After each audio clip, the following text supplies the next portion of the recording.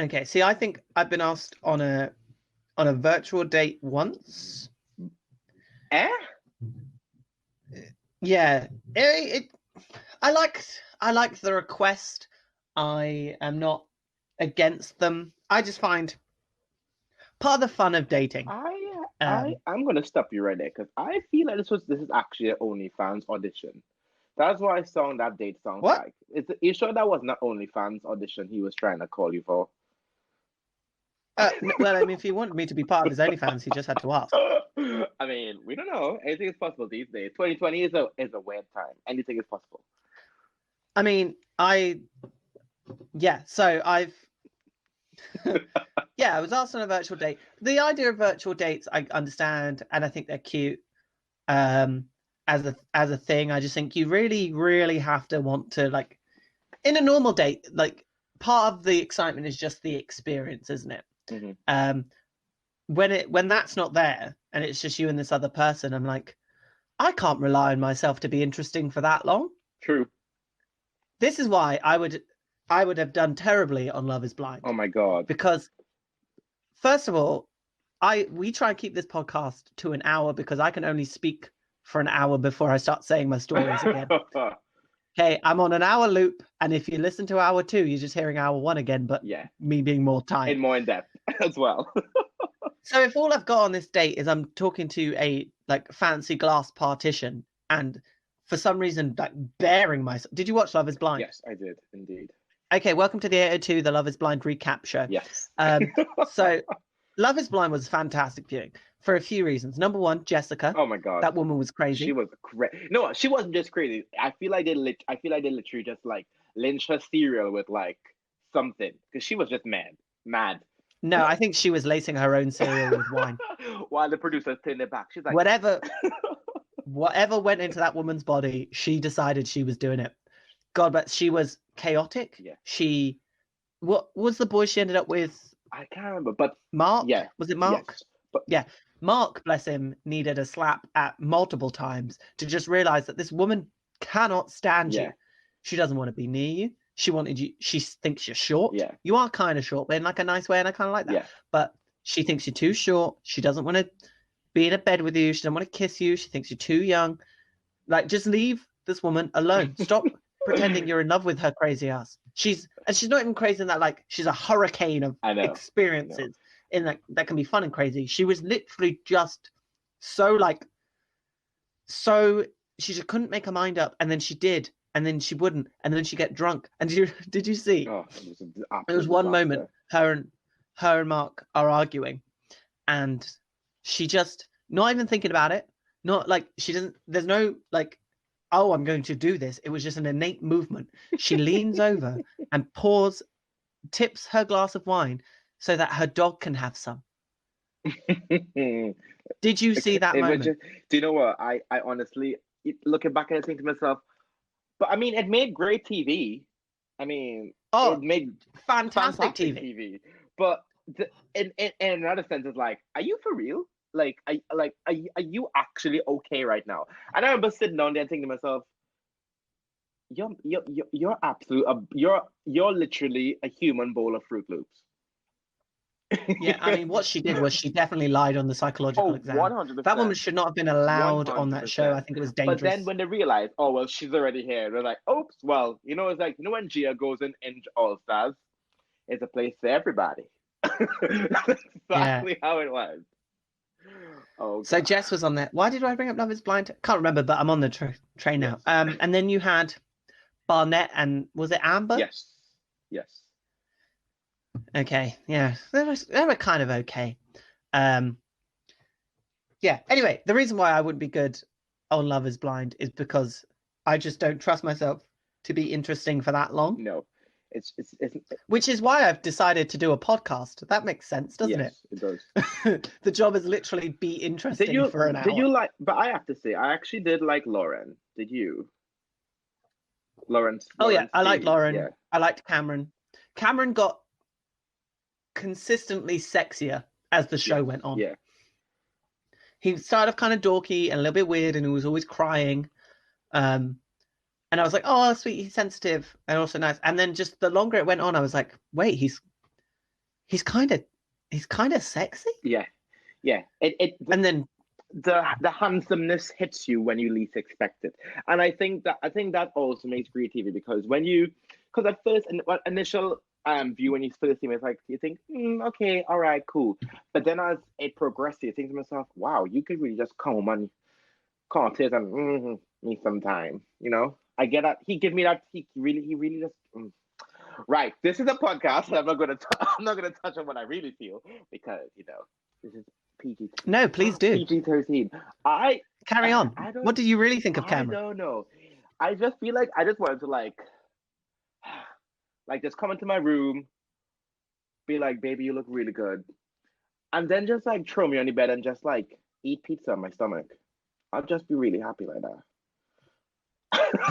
Okay. But that's also keyword for something else, but we're not gonna get into that right now.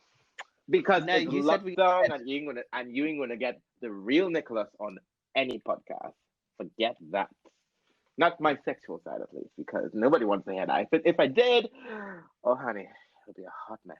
I mean, if you do want to hear Nick's sexual side, look out for the sex episode of the front room. On the front room, coming. You will find it all out there. Coming soon. Oh, well, that's great. Yes. You're listening to the 802. We'll be right back. We'll be right back.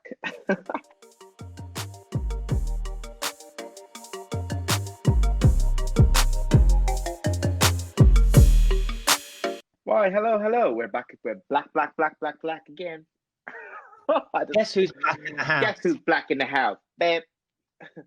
That was was our new single. You can find on iTunes, coming on Friday. People do not want a single with me having to record vocals. Oh my god, I can't sing either, so it'll be a hot mess. Right. So I want to touch on something real quick. So, hit me. I don't know if listeners who follow us on social, you might have realized that both Dan and myself, we attended Black Lives Matters march in both cities. I was in Liverpool and Manchester, and Dan was in London. And I have to touch on this because I think it's so important. I don't know if you realize, Dan, I've actually taken a break from Facebook because I posted a photo. So I was at the pre-field protest in Manchester. It was so empowering, and it was so lovely, and it was everything you could want from a protest, especially during these times where we're trying to we're making the Black Lives Matter movement be felt and seen and heard all over the world, which is really important. However, I deleted my Facebook because I posted a picture of me at the protest, and I had like my Black Lives Matter period sign, and I got a lot of negative and backlash on Facebook. The reason why I deleted my Facebook is because I've realized it became such a cesspool of bigots, coffin dodgers, and bold-faced racists. And I was like, this is not for me. And then when I use my other socials like Twitter and Instagram, they were all very, people just cheering you on and being insightful, being so it was just really, really nice. And Dan, I want to touch on something. How was your experience being in the protest in London? Yeah, so my experience was, I went to 3 of the protests that happened. For you. Went to Parliament Square on Saturday, and then Wednesday beforehand in Hyde Park, and then the march that happened on the Sunday before that. The protests, I found that the environment and the sort of mood at the protests was incredibly, what's the word for it? I mean, just to appease those who are scared, they were peaceful. Mm-hmm. Nobody, at least 99.999% of people came out there to make a point, mm-hmm. to exclaim that they are angry, that they are not standing for sort of justice to not happen again and again and again. Mm-hmm. But they did it in a way that I guess most people would say was acceptable. That wasn't. Nobody could have described the London protests as a riot, mm-hmm. and actually accurately be describing what was happening in them all. So yeah, there was the environment was sort of supportive, definitely like angry, but making a point, taking a stand, essentially saying we will not accept this mm-hmm. any longer. We will not accept treatment for ourselves for our brothers and sisters in the US or around the world. We won't accept it without making sure that is happening and that you can't escape it. So the London, there was an incident in the London one, which I'm sure you've seen, of a policewoman. I think her horse got startled by something, and it starts charging. She goes headfirst into a lamppost, and sort of cartoonishly whips off it. It's a brutal video. It is. It's regrettable that it happened, but I've obviously seen people try and use it as a way to discredit all the work and the actions that other people have taken. It's like, it is a sad, shameful thing to happen to somebody. Yeah, exactly. Don't wish that on anyone. But like, it does discredit what was actually going on there and the aims that groups and the protesters actually had. Because I feel that, because like, even like when I watched, because I've watched, like, I've been watching the news and stuff, and then I personally, like, for me, at the march on Saturday, for me it was really peaceful. Everyone just getting their point across. It was just, and the whole kneeling thing. However, what the backlash of it was, people were saying, "Oh, you're putting others' life at risk." And I just wanted to point this out quickly. I, and you and Dan will understand this. We didn't put anyone's life at risk. We put our life on risk because we was making a stand, and I feel like a lot of people miss that, because a lot of the negative feedbacks was basically, oh well, there's no social distancing, all this stuff. But in that same breath, we have seen how people have cared about themselves with having house parties. There was an illegal rave in the forest. There was VA Day parties doing the conga in the street. There were people like there were what do you call it? There was people going to the beaches and stuff, and I feel like they've kind of used that to try to find leverage. And I was like, no, everyone who attended each of these peaceful protests went out there to risk their own life, not anybody else's, and that shows you something. During a pandemic, people went on their own accord and say, you know what, we've had enough. We've seen our brothers and sisters around the world and in the UK, but and in that same breath, a lot of people saying, oh well, the UK doesn't have the all racism issues in here. No, there is very much so, and it's very you probably don't get as much in the newspapers or the media. Don't carry it a lot, but we happens here. But with saying that, I feel so empowered now, because I mean, last week was a heavy week for all of us, but this week feels a bit more.